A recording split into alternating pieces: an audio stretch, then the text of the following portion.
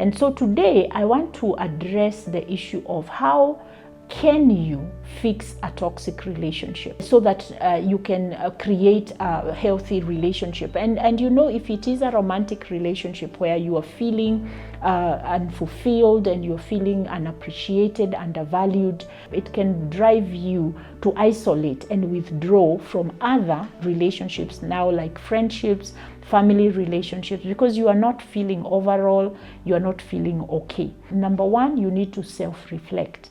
Do a self-evaluation about the relationship. Be honest. Stop living in denial and be honest about the emotional health of that relationship. Make two lists. List number one is the good things that happen in the relationship. List number two is the toxic things, the abusive things, the negative things that happen in that relationship.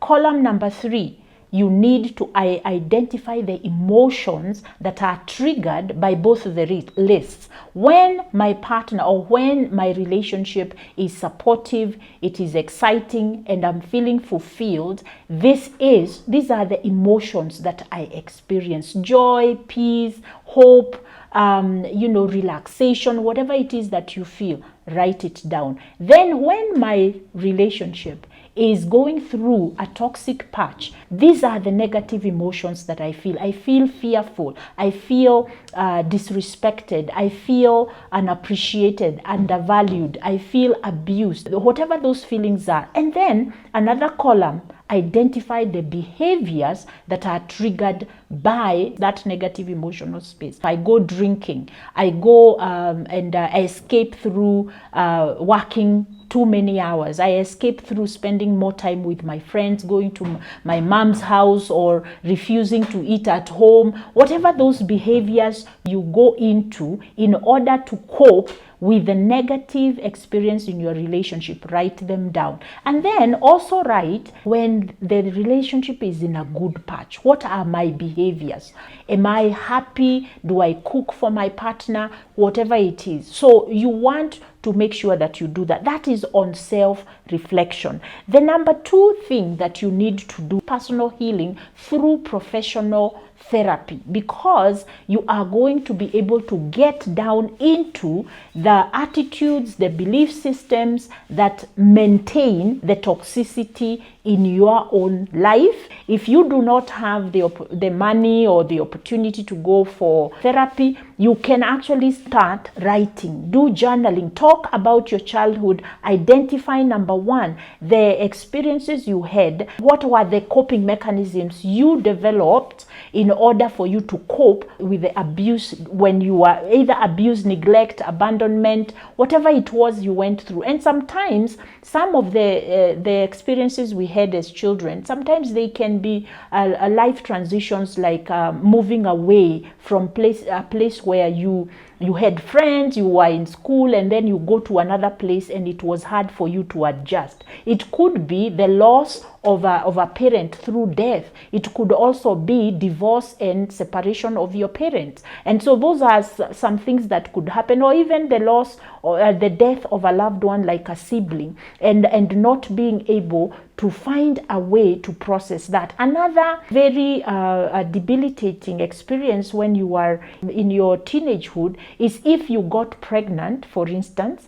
You guys engaged in sex and you got pregnant, and then there was an abortion that went through. That can also create some sort of trauma there for you, and you are not able to connect very well with other relationships. And if you are religious, you might have a lot of self-condemnation, self-doubt, and feeling guilty all the time, and a lot of shame can come out of that. So it is important for you to kind of go through a personal healing journey and identify the traumas you have gone through that may have affected the way that you are today. And then the other thing that you do for both of you who are in a toxic, abusive relationship, stop the toxic behaviors. Stop doing anything else that you normally do that usually triggers a lot of arguments, the put downs, the silent treatment, the withholding of affection, the withholding